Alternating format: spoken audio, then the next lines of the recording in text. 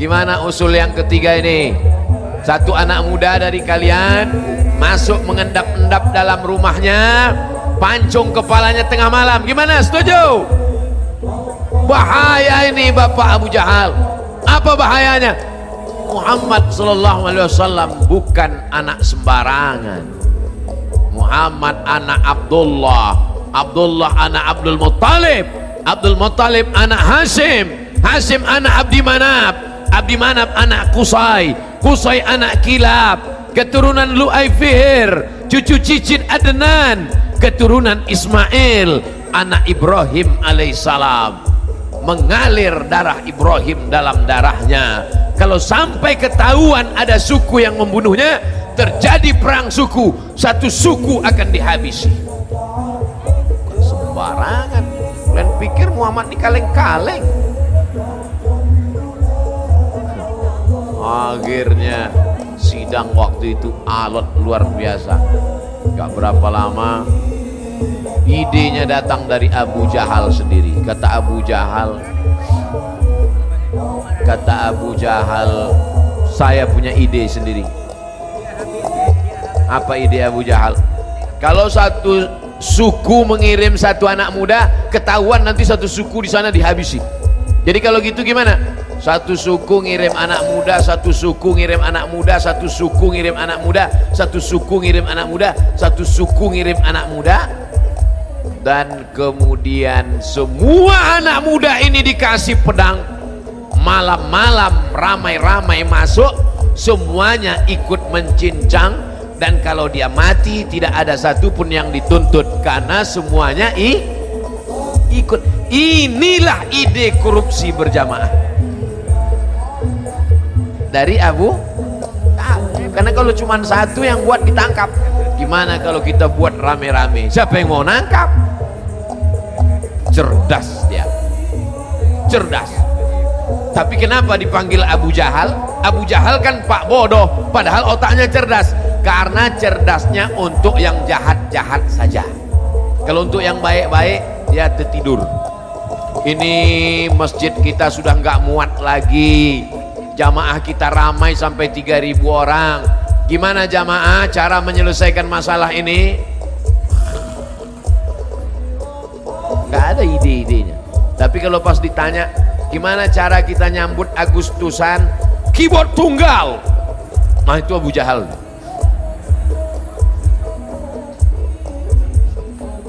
Oleh sebab itu maka disetujuilah. Gimana setuju? Semua suku setuju. Setuju semua suku. Akhirnya mengirimkan anak muda yang gagah, kekar, perkasa, tangan berotot, nanti malam siap mencincang. Dengan ini rapat pada hari Kamis menetapkan keputusan. Setiap suku mengutus anak muda. Sidang ditutup. Akhirnya mereka setelah tanda tangan amprah pulang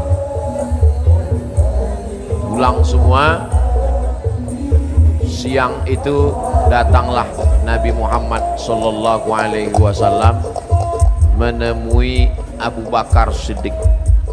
Nabi Muhammad menemui Abu Bakar. Assalamualaikum. Waalaikumsalam. Rasulullah, ya. Ada apa ya Rasulullah? Abu Bakar, nanti malam kita hijrah. Jadi hijrah itu hari Kamis malam, Jumat besok malam. Nanti malam kita hijrah. Kenapa malam ini ya Rasulullah? Karena nanti malam anak-anak muda akan masuk ke rumahku dan akan memancung kepalaku. Sebelum mereka beraksi, kita jalan. Pertanyaannya, itu rapat Kamis pagi tadi kan tertutup, tidak ada satupun wartawan online yang diizinkan masuk. Kenapa Nabi bisa tahu? Ternyata rapat itu disadap. Penyadapnya bukan detektor, bukan alat. Penyadapnya siapa? Jibril. Akhirnya Jibril ngasih tahu Muhammad sallallahu alaihi wasallam, hasil rapat mereka tadi pagi hari Kamis di Darun Nadwa, ente nanti malam mau dihabisi. Oleh sebab itu datanglah Nabi menjumpai Abu Bakar. Abu Bakar memang sudah siap. nunggu komando saja, ready, oke ya Rasulullah, sami'na wa ata'na. Yang bisa dibawa hijrah hanya orang yang siap. Gimana kalau masjid ini kita luaskan? Siap. Gimana kalau bangunannya kita buat 2 lantai? Siap. Gimana kalau kubahnya? Udah bagus, sudah nggak perlu. Jadi kalau ada orang rapat waktu diajak, gimana kalau karpet masjid ini kita ganti baru? Wah, itu banyak begini, begono. Biarkan dia sama Abu Jahal. Yang perlu diajak hijrah ini adalah Abu Bakar, karena dia yang ready, siap. Lalu kemudian Abu Bakar Siddiq pun siap. Abu Bakar, nanti malam kita jalan. Sami'na wa ata'na. Setelah ngasih tahu, Nabi pun pulang ke rumah, siap-siap. Malam habis isya tidur. Nabi itu tidurnya habis isya, makanya Nabi mudah bangun jam 2 malam. Isya jam 8, 9, 10, 11, 12, 1, 2. Kita tidurnya jam 1. Gimana mau bangun jam 2? Tidur jam 1. Di setel jam, jatuh, mati. Besok pagi sama-sama HP-nya mati. Gimana mau sholat subuh? Oleh sebab itu maka berbeda jam tidur orang dulu dengan orang sekarang. Lalu kemudian Nabi SAW tidur setelah isya, malam dia bangun. Biasanya Nabi kalau bangun itu dia sholat tahajud, tapi malam itu biasanya Nabi bangun sholat tahajud ke Masjidil Arab di samping Ka'bah. Dia sholat, kalau siang nggak bisa sholat di samping itu. Pernah Nabi coba sholat di samping, diikat kepalanya, disungkup, sampai akhirnya Sayyidah Fatimah menyelamatkan. Takut disungkup oleh kafir musyrik, dicek. Lalu kemudian malam itu datanglah anak-anak muda mau menyusup masuk ke dalam. Ketika mereka sedang berada di depan pintu rumah Nabi Muhammad SAW, Nabi buka pintu. Itulah yang disebutkan, Bapak Ibu hafal semua ayatnya. Wa ja'alna min baini aydihim saddan wa min khalfihim saddan fa aghshaynahum fahum la yubsirun. Surat Yasin. Wa ja'alna min baini aydihim sadda, bagian depannya kami buat tembok. Wa min khalfihim sadda, bagian belakangnya tembok. Tembok depan, tembok belakang, siapa yang bisa ganggu? Fa aghshaynahum, kami tutup mata mereka. Fahum la yubsirun, mereka tidak bisa melihat. Mereka seperti patung di depan rumah Nabi terpukau. Nabi keluar, Nabi ambil pasir, Nabi lemparkan ke atas, jatuh pasir itu ke kepala mereka. Begitu mereka tarik, kok ada pasir? Nabi sudah berlalu. Saya cuma mau ngasih tahu, saya nggak gundul. Itu Ustaz Somad itu kemana-mana pakai peci kan, karena dia gundul. Lalu kemudian Nabi berlalu, pergi Nabi menuju rumah Abu Bakar Siddiq. Setelah Nabi berlalu, mereka tersadar seperti terpukau. Kenapa ada pasir? Masuk mereka ke dalam, langsung menuju tempat tidur Nabi. Mau mereka cincang, jangan dulu, kita buka dulu. Ternyata yang tidur di situ adalah Sayyidina Ali. Apa pelajaran dari sini? Kalau mau bunuh orang, pastikan dulu. Jangan asal bunuh aja. Sniper, pastikan dulu. Yakin nggak itu Abdul Somad? Yakin? Tembak. Wah, bukan Muhammad SAW. Siapa ini? Sayyidina Ali. Bangunkan Ali. Waktu itu umur Sayyidina Ali, jarak usia antara Nabi Muhammad dengan Sayyidina Ali 30 tahun. Nabi mendapat wahyu umur 40 tahun, berdakwah di kota Makkah 13 tahun. Jika waktu hijrah umur Nabi 53 tahun, berapakah umur Sayyidina Ali waktu malam itu? Mestinya soal ujian CPNS itu, maka malam itu umur Sayyidina Ali 23 tahun. Anak baru selesai S1, sedang ganteng-gantengnya umur 23 tahun. Mana Muhammad? Aku nggak tahu, kata Sayyidina Ali. Apa pelajaran dari sini? Yang menemani di atas gunung Abu Bakar, tapi yang menggantikan di tempat tidur Sayyidina Ali. Yang menemani naik ke bukit sahabat dekat, tapi untuk menggantikan di tempat tidur saudara sepupu. Mana yang paling besar resikonya, di tempat tidur atau di atas gunung? Kalau kamu jadi pemimpin, resiko terbesar, tersulit, kasih ke keluarga. Tapi kalau agak ringan, beri ke teman. Gitu. Sekarang orang dibalik. Yang resiko mati, kasih ke teman. Yang enak-enak, kasih ke keluarga. Cerita sunnah, poligami. Ini sunnah itu ini. Bagaimana kalau untuk yang resiko mati, kasih ke keluarga? Sayyidina Ali, andai tidak dibuka penutup selimut itu, udah jadi keripik. Tapi Allah masih sayang kepada Sayyidina Ali, kepada Sayyidina Muhammad sallallahu alaihi wasallam. Akhirnya mereka menyusul. Malam itu juga mereka keliling mencari, mana ini orang. Itulah cerdasnya Nabi Muhammad. Siddiq, amanah, tabligh, cerdas, smart. Nabi tidak langsung pergi, karena kalau malam itu langsung pergi ke Madinah tertangkap. Transit dulu di atas Jabal Sur. Kalau menerima wahyu Jabal Nur. Bersembunyi sebelum hijrah Jabal Sur. Bersembunyi sebelum hijrah Jabal Sur. Menerima wahyu Jabal Nur.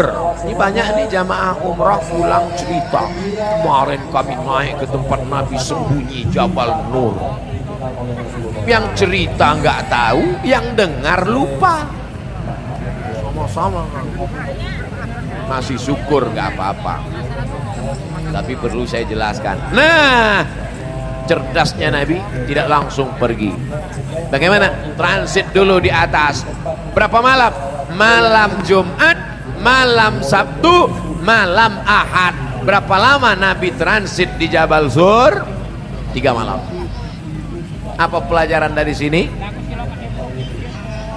Tentu pelajaran dari sini tergantung pekerjaannya masing-masing. Saya khawatir cerita ini didengar oleh maskapai penerbangan. Pesawat delay. Pelajaran dari hijrah, transitlah 3 hari. Dan itu bahwa susun strategi di atas.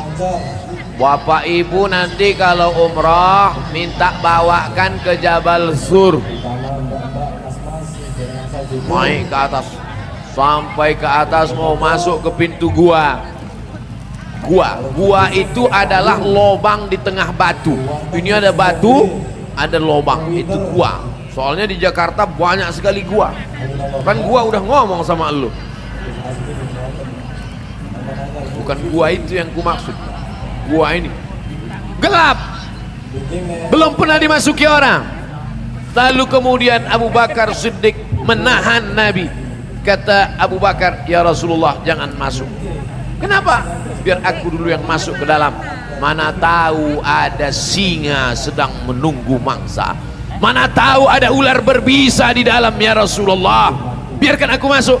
Karena kalau engkau yang masuk, engkau meninggal, wahyu tidak tersebar ke alam semesta. Kalau aku masuk, yang bersedih hanya anak istriku saja. Masuk Abu Bakar Siddiq ke dalam, dia yakinkan semua bersih, barulah masuk Sayyidina wa Maulana Muhammad sallallahu alaihi wasallam.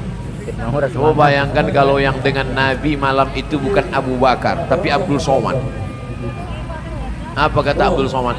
Ya Rasulullah, silakan masuk. Kan ada Jibril, Mikail, Israfil, Israel. Kalau aku saya pengawal. Satpol PP aja nggak ada.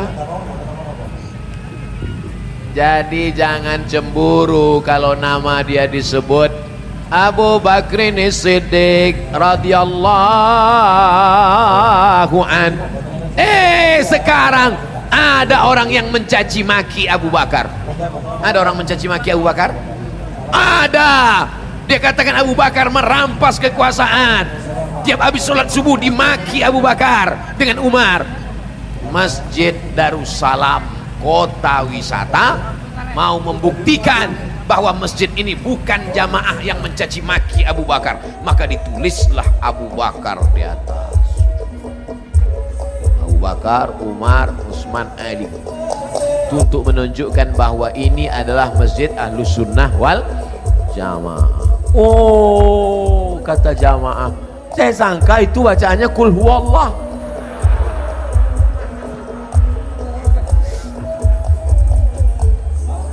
Apa yang dimuliakan Allah Subhanahu wa taala.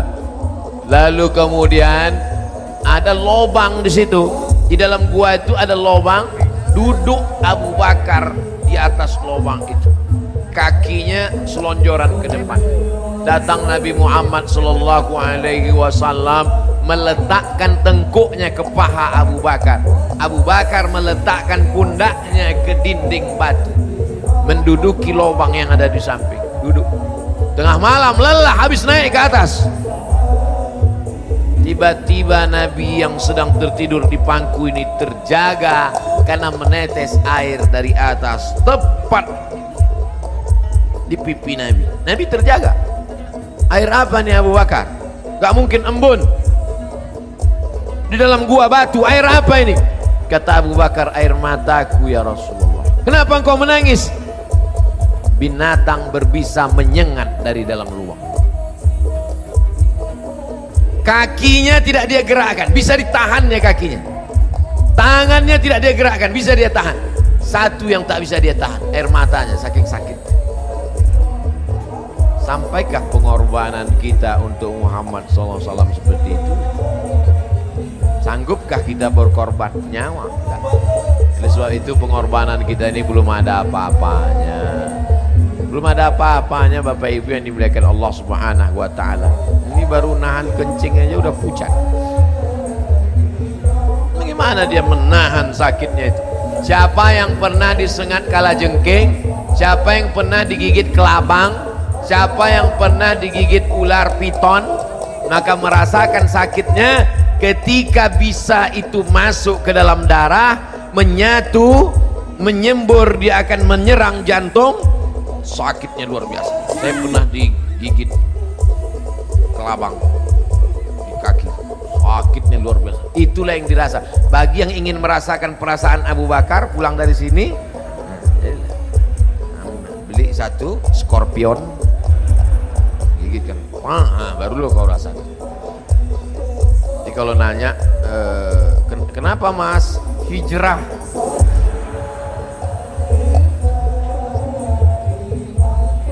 Rasulullah Sallallahu Alaihi Wasallam yang ngantar makanan ke atas siapa? Dari kota Makkah naik ke atas, makanannya dibawa oleh Asma. Kira-kira kalau Asma laki-laki apa perempuan? Perempuan.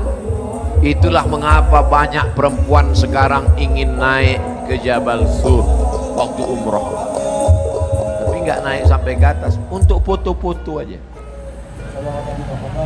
Alhamdulillah guys, sudah sampai di Jabal Sur.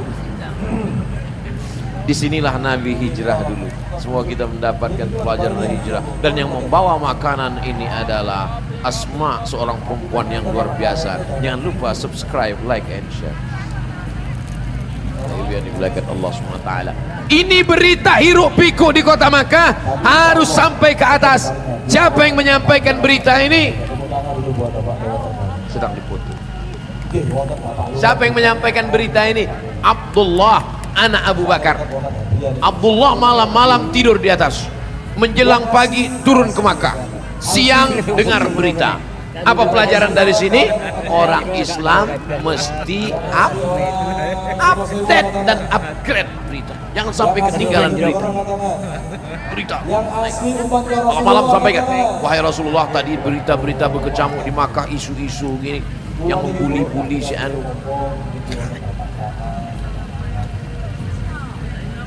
Di bawah ada penjaga. Kalau ada naik musuh ke atas, kasih tanda-tanda. Yang menjaga di bawah itu namanya Amir bin Fuhairah. Yang menemani di atas Abu Bakar. Yang menjaga di bawah Amir bin Fuhairah. Yang membawa makanan Asma. Yang membawa berita Abdullah. Yang menjadi guide penunjuk jalan Ibnu Uraiqid. Apa namanya ini? Pelajaran apa yang bisa kita ambil? Job description. Itu siapa? Ketua pembangunan. Makanya dia agak banyak kerut memikirkan semen dan cor batu bata begitu. Itu siapa? Itu bagian seksi ibadah. Makanya targetnya Ustaz Somad mesti tiap bulan datang ke Darussalam. Jadi mereka ini adalah job description-nya luar biasa. Maka terwujudlah masjid yang sebesar 1 hektar. Hai pengurus-pengurus masjid seluruh Indonesia, kalau kalian mau buat masjid 1 hektar, datang studi banding ke Darussalam kota wisata. Takbir. Dah potong, masukkan ke Instagram. Yang dimuliakan Allah Subhanahu wa taala. Malam Kamis, malam Jumat, malam Sabtu, malam Ahad, 3 hari 3 malam. Ahad malam Senin mereka pun bertolak menuju Yathrib. Jalannya tidak jalan biasa, tapi ditempuh jalan luar biasa. Yang ngerti jalan luar biasa itu namanya Ibnu Uraiqid, agamanya musyrik non muslim. Sepakat semua ahli sirah sejarah bahwa penunjuk jalan itu non muslim. Apa pelajaran dari sini? Boleh berteman dengan non muslim, boleh pakai jasa non muslim selama tidak membahayakan agama. Siapa bilang Nabi Muhammad SAW itu ini beda agama, pancung kepalanya? Tidak begitu. Ente baca buku sejarah nulis siapa? Pelan-pelanlah mereka naik onta 8 hari 8 malam. Bapak ibu kemarin naik bis 6 jam. Labbaik Allahumma labbaik, labbaik la syarika laka labbaik, innal hamda wan ni'mata lak wal mulka la syarika lak, labbaik Allahumma labbaik, labbaik la syarika laka labbaik, innal hamda wan ni'mata lak wal mulka la syarika lak. Naik bis 6 jam, AC-nya kencang sampai Makkah beku. Nabi panas terik naik onta 8 hari 8 malam sampai di tengah jalan haus, air minum tidak ada, bertemu dengan tempat ternak kambing. Akhirnya panggil penjaga ternak, hai koboi, ko sapi, boy anak koboi, anak penjaga sapi. Sini sebentar. Ya, tradisi orang musyrik dulu jahiliyah boleh minta air susu. Apa pelajaran dari sini? Sepelit-pelitnya orang jahiliyah pasti ngasih susu. Jadi kalau ngasih air putih itu pelit sekali.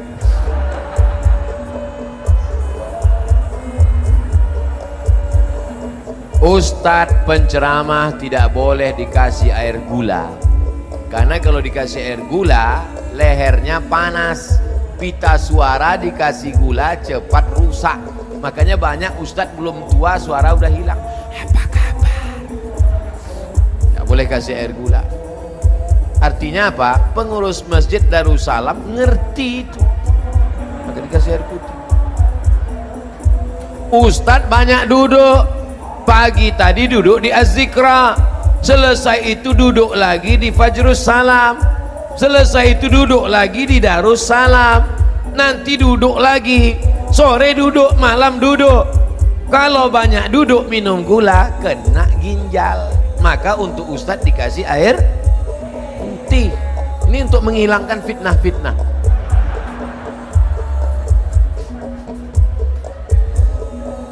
Air putihnya mereknya apa? Darus Salam. Udah 2 kali endorse nggak laku juga. Nah, lalu kemudian, hei anak kecil, ada nggak air susu? Panas terik, kering kerontang. Itu menunjukkan hijrah Nabi itu musim panas. Karena waktu itu kering kerontang, kambing kurus-kurus. Tapi kalau mau juga, ini ada satu kambing kurus, terserahlah. Kalau ada air susunya ambil. Didoakan Nabi, diperah oleh Abu Bakar Siddiq, dimasukkan ke dalam. Setelah itu Abu Bakar membersihkan bagian bawah gelasnya. Takut dia ada pasir jatuh ke pangkuan Nabi. Bersihkan. Setelah dibersih, baru diberikannya ke Nabi. Diminumlah oleh Nabi Muhammad SAW air susu tadi. Bismillah. Waktu Nabi meminum itu, Nabi Abu Bakar melihat. Apa kata Abu Bakar? Fasyariban nabiyyu hatta irtawaitu. Nabi minum air itu sampai hausku hilang. Apakah Bapak Ibu melihat Nabi minum haus hilang? Kita tes. Saya misalnya jalan sama Pak Ketua Masjid Darussalam, pas jalan, lalu kemudian saya tuangkan air, habis itu Pak Ketua silakan minum, lalu Pak Ketua pun minum. Lalu apa kata saya? Melihat Pak Ketua minum, hausku makin menjadi-jadi. Karena iman kita belum sampai pada level senang melihat orang senang. Kita justru stres melihat orang senang. Melihat rumah orang besar, tuyulnya berapa ya? Melihat mobil orang bagus, paling-paling korupsi. Jadi kita tidak akan bahagia selama kita belum bisa merasakan kebahagiaan orang lain. Abu Bakar sudah sampai ke tingkat itu. Hilang hausnya melihat Rasulullah SAW minum. Mereka lanjutkan lagi perjalanan. Lanjut perjalanan. Tiba-tiba dari kejauhan nampak debu naik ke atas. Kalau debu gurun pasir naik ke atas, itu berarti ada orang mengejar dari belakang dengan kuda yang sangat kencang. Naik kuda. Wah, anak-anak muda yang biasa naik kuda tahu itu bagaimana rasanya. Ustadz Somad kan kami lihat naik kuda, foto aja. Kuda kencang. Tiba-tiba begitu sudah mendekat, Nabi naik onta. Sudah mendekat ke Nabi, ujung kaki kuda itu terperosok ke dalam pasir. Jatuh, bergelinding, jatuh dia. Seumur hidup dia tidak pernah jatuh dari kuda, karena dia adalah pembunuh bayaran. Namanya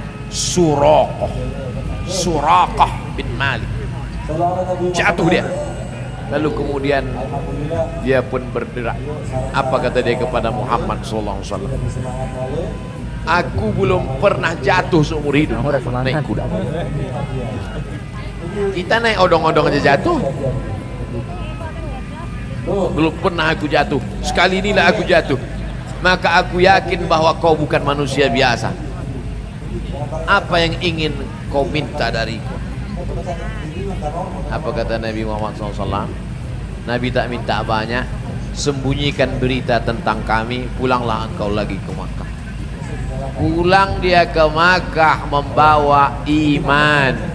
Padahal tadi dari rumah membawa kekafiran, niatnya mau membunuh Nabi, memancung kepala Nabi, mau membawa kepala Nabi, karena sudah dijanjikan 100 ekor onta. Satu onta 70 juta kali 100 ekor onta, kalikan sendiri. nih harga kepalanya. Dari rumah mau membunuh Nabi, mau dapat duit haram, membawa kekafiran. Hidayah datang dan pulang membawa iman. Apa pelajaran dari sini? Berapa banyak orang dari rumah membawa hidayah, bismillahi tawakkaltu 'alallah la haula wala quwata illa billah, tapi pulang bawa duit nanti di akhirat ketemu sama Suraqah. Suraqah senyum. Syukur kalau Suraqah pakai masker. Kalau enggak, ente dulu kan yang keluar dari rumah baca doa. Malu kepada Suraqah bin Malik. Namanya Suraqah, sifatnya serakah. Siapa namanya? Suraqah bin Malik. Satu pintaku kepada engkau Suraqah. Apa ya Muhammad? Aghib anna, sembunyikan cerita tentang kami. Kepala Nabi tak jadi dia potong, balik membawa hidayah, balik dia ke kota Makkah Al-Mukarramah, diam 1000 bahasa, tak cerita apa-apa. Nabi lanjutkan perjalanan sampai mereka melanjutkan perjalanan di suatu kampung. Malam itu kami sholat isya, makmumnya 70 orang. Kata Abu Bakar, ini aneh, belum pernah mereka kampung itu mereka masuki, kenapa bisa ada makmum 70 orang? Ini menunjukkan bahwa dakwah tetap ada walaupun nyawa di ujung tanduk. Sempatkan berdakwah. Rupanya mereka waktu dikejar-kejar musuh, didakwahinya kepala suku masuk Islam, langsung sholat isya. Loh, belajar baca Fatihahnya kapan? Orang Arab tuh cepat hafalannya, langsung habis bersyahadat masuk Islam, sholat berjamaah. Dulu begitu, orang kita enggak. Habis bersyahadat langsung minta sarung, langsung minta zakat mu'alaf. Bukan begitu, langsung sholat berjamaah. Ini menunjukkan dakwah tak boleh terhenti. Akhirnya sampailah mereka ke kota, namanya kota itu bernama kota Quba. Bapak Ibu dibawa ke masjid Quba. Di Quba ini Nabi mendirikan satu masjid, itulah dia masjid Quba. Siapa yang sholat di masjid Quba 2 rakaat sholat sunat, sama pahalanya macam umrah. Nabi sampai hari Senin dari Gua Jabal Sur, berangkat hari malam Senin sampai hari Senin, Senin ke Senin 12 hari, Senin ke Senin 8 hari 8 malam. Kalau hitung sama yang 3 malam tadi, itu lebih kurang 12. Itu menunjukkan naik onta dari kota Makkah ke Kuba 8 hari 8 malam. Sampailah hari Senin 4 malam pula menginap di Kuba. Malam Selasa, malam Rabu, malam Kamis, malam Jumat, 4 malam berdiri satu masjid. Itulah Masjid Kuba. Apa pelajaran dari sini? Mereka dulu 4 malam berdiri satu masjid. Setelah 4 hari 4 malam, pas hari Jumat pagi bertolak. Malam Selasa, malam Rabu, malam Kamis, malam Jumat. Hari Jumat pagi bertolak. Masuk waktu sholat Jumat, mereka sholat di kampung Bani Salimah. Kampung Bani Salamah, mereka sholat di situ. Itulah masjid dibangun oleh Umar bin Abdul Aziz, tempat Nabi sholat Jumat pertama, namanya Masjid Al-Jumu'ah. Bapak Ibu sekalian, itu coba tengok sebelah kanan, itu Masjid Al-Jumu'ah. Di sanalah Nabi pertama kali sholat Jumat ketika, kalau saya yang bawa jamaah umroh gitu, itulah pertama kali. Tapi alhamdulillah sejak awal saya bawa jamaah umroh sampai sekarang belum pernah ada jamaah bertanya, Pak Ustadz, mana Masjid Al-Jumu'ah? Yang mau ditanya, Ustadz, di mana tempat beli ceret kuning? Di mana tempat beli tempat celak? Di mana tempat beli batu, Pak Ustadz? Ini menunjukkan kita mesti ngaji dulu tentang hijrah. Jadi ketika itu nanti kita perjalanan umrah itu nampak tilas. Oh, ini Kuba yang diceritakan Ustaz Umar. Oh, ini dia Masjid Al-Jumu'ah. Lalu kemudian hari Jumat bertolak, sampailah di mana nanti ontaku turun, di situ aku tinggal. Pas ontanya itu turun, itulah di tempat Masjid Nabawi yang sekarang. Dibuatlah Nabi rumah di sampingnya, itulah rumah dia. Yang makam dia itu sekarang, itulah rumah Nabi bersama Aisyah. Rumah Fatimah di belakang bersama Sayyidina Ali. Lalu kemudian mimbar Nabi. Jarak dari mimbar Nabi ke rumah Nabi 22 meter. Mimbar 22 meter, ke belakang 15 meter. Itulah yang disebut dengan Taman Raudhah. Ma baina mimbari, antara mimbarku, ma baina baiti, antara rumahku, wa mimbari dan mimbarku, raudhatun min riyadil jannah. Ketika Nabi tegak di atas mimbar itu, nampaknya haud, telaga. Apa yang kau tengok tadi ya Rasulullah? Aku menengok telaga yang nanti kalian akan minum di telaga itu, kalian tak akan haus untuk selamanya. Mudah-mudahan kita termasuk yang minum di telaga Muhammad sallallahu alaihi wasallam. Amin ya rabbal alamin. Taman Raudhah, di antara ciri Taman Raudhah karpetnya hijau. Pas karpet masjid alhamdulillah hijau. Kita serasa di Taman Raudhah sekarang. Ma baina baiti wa mimbari raudhatun min riyadil jannah. Sederhana. Jangankan karpet, tiangnya batang korma, lantainya pasir, maka Nabi sholat pakai sendal. Atapnya pelupa korma yang dianyam dengan daun korma. Dindingnya labin, tanah liat, dicetak tanah liat, disusun, tak pakai semen. Tanah liat kok bisa, karena di sana jarang hujan, maka disusun. Sholat. Pernah suatu malam Nabi sholat, bangkit dari ruku, keningnya berpasir sekaligus bercampur tanah karena hujan, tembus air hujan ke bawah. Nabi Muhammad SAW. Pernah dia sholat, tiba-tiba dia buka selop, karena sholatnya pakai sendal karena pasir. Ketika dia buka sendalnya, semua sahabat di belakang membuka sendal. Kenapa kalian buka selop? Karena kami tengok engkau buka selop, kami buka pula selop kami ya Rasulullah. Aku buka selop tadi karena Jibril datang mengatakan selopmu bernajis. Kalau ada cerita tentang Arab Badui kencing dalam masjid, ya karena pasir. Datang orang Arab Badui kencing dia, sahabat sudah mencabut pedangku, pancung kepalanya Rasulullah. Jangan, da'hu wa sya'nahu, biarkan dia selesaikan urusannya. Setelah selesai diambil air, disiramkan ke bekas kencing itu. Karena kalau di pasir disiramkan, kencingnya turun ke bawah, air suci tinggal di atas. Ini dalil-dalil menunjukkan bagaimana masjid Nabi sederhana, tapi di sanalah dia mendidik sahabat. Muhajirin, Ansar, Quraisy, non Quraisy, Arab, non Arab, kalau sudah masuk masjid jangan bawa-bawa golongan lagi. Setelah masuk masjid jangan bawa-bawa suku lagi. Bapak Ibu pernah tak masuk ke masjid? Masjid Minangkabau yang Jawa dilarang masuk, pernah? Tak ada. Kalau sudah masuk masjid, walaupun masjid itu didirikan oleh orang-orang perantau, orang apa namanya, tapi kalau sudah masuk ke dalam, silakan sama, semua bacaannya sama. Bismillahirrahmanirrahim. Alhamdulillahi rabbil alamin. Ar-Rahmanir-Rahim. Maliki yaumiddin. Pembangunan yang pertama dilakukan Masjid Nabawi, tanahnya tanah wakaf Nabi. Ada orang mau berwakaf dibayar Nabi, dan sampai sekarang mengalir pahalanya kepada mereka yang berwakaf. Direnovasi oleh Sayyidina Utsman bin Affan, lalu sebagiannya komplain, kalau kau perbaiki berarti bangunan-bangunan yang lama ini nanti tak terpakai lah wahai Utsman. Aku pernah mendengar Nabi bersabda, man bana masjidan, siapa yang bangun masjid, banallahu mithlahu baitan fil jannah, dibangunkan Allah untuk dia satu istana di dalam surga.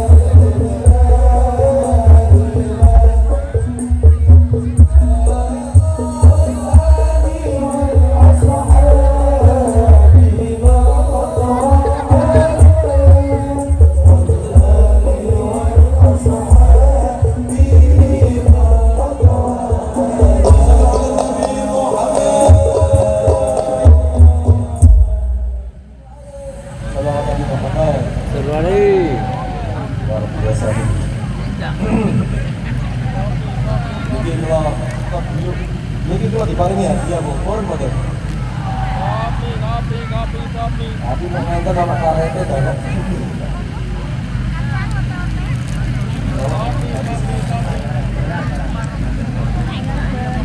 Tapi insya Allah tetap diparingi hadiah Allah karena Bapak Dewan yang terbaik. Tepuk tangan dulu buat Bapak Dewan terbaik. Oke, wonten Bapak Lurah juga. Tepuk tangan dulu buat Bapak Lurah. Insya Allah tetap wonten hadiah nih. Siapa wonten hadiah? Yang asli ya kan. Alsi. Asli. Tak duduk baca mamar. Aduh, Kak baru kabar juga. Yang asli orang suka sewa katanya. Yang asli orang katanya. Yang asli umatnya Rasulullah katanya. Oh, wakil. Pulau ini Bu, tak tidak asli ngomong itu kata-kata. Moro Sepangkulon itu, Mbah Kulon itu asli kelahiran desa itu Bapak. Dan ini almarhum Mas Safari. Di ini. Kelahiran ini di rumah kami dengan isi Bondo, waktu di Bondo. Bondo ada Nang kali itu lagi itu. Asli Sidoarjo. Kau yang sing ceramah di sini. Nanten be. Bakulom dia mikir. Tapi yang baik apa itu baik. Beliau ini boten pedot di akhirat. Amin. Asli saya. Ayo, ngomong niki umat kan Nabi Lumpuh, dinali kali Bayai, Pak Dewan, Pak Desa, Boyo, damai sedoyo nggih. Kula suwun damainya kita tunjukkan semuanya angkat tangannya dua-duanya. Sampai wiki mriko umat Kanjeng Nabi tolong diangkat. Mugi-mugi sing tangannya diangkat niki benjing diangkat sampai tutup ngarepe Ka'bah. Amin. Diangkat mriko haji dari mriko. Boten. Kabeh sing diangkat niki benjing diangkat teng kajenge Ka'bah. Ayo sing dhuwur sedaya. Hei. Hei. Oh, sedaya kan. Apa demo Yo bareng.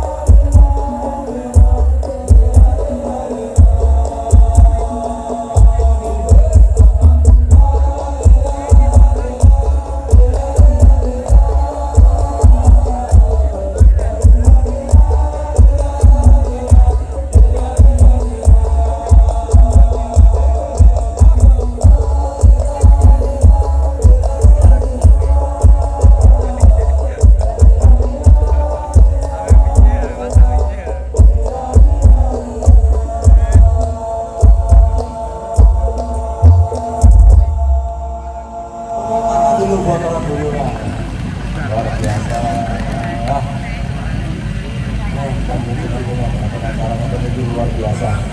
Apalagi disupport kali Bapak Dewan Pak Haji Sumaryanto. Jadi siapapun yang terlibat untuk mensukseskan acara pada malam hari ini, insya Allah Oh, demi tinggi kok. Uyurai. sebanyak-banyaknya dan sebaik-baiknya.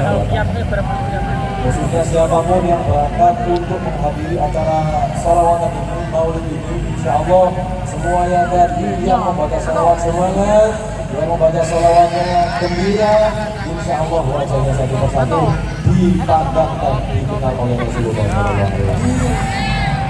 Khususnya mak-mak yang luar biasa. Ibu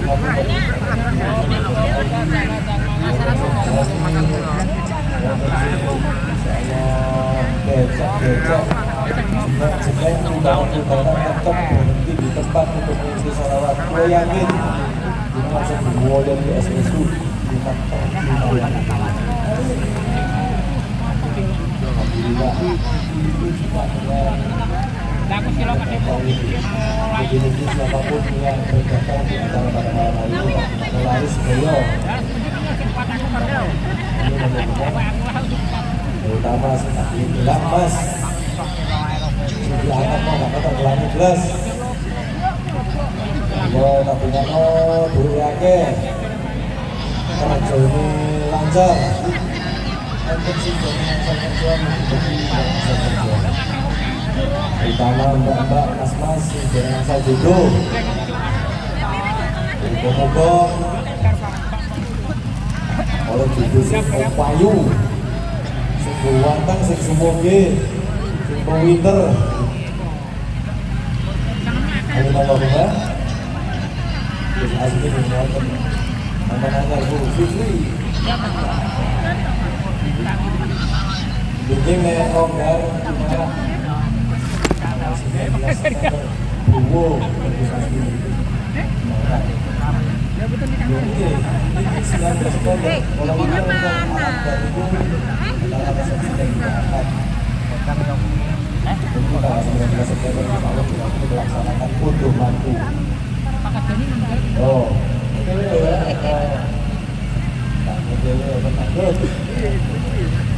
Salawat Nabi Muhammad. Alhamdulillah. Ayo sarang-sarang sholawatan malih, sehingga disemangat malih, sehingga digembira malih gitu ya. Kita mau udah semangat. Ini Bapak Dewan siapa yang jaga? Loh, siapa boleh? Kalau ingin ibu yang lagi bawa ini jangan paling atas mas. Ini jangan paling. Saya betul sakit diri lantar nomor apa?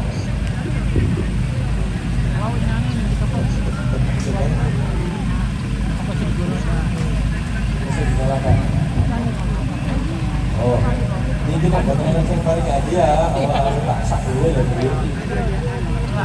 Kerja bagaimana kok khusus di Jakarta coba kali. Salam Bu. Waalaikumsalam warahmatullahi wabarakatuh. Ada yang satu juga. Ini kan Jakarta ya. Itu Bali apa Bu? Oh gitu.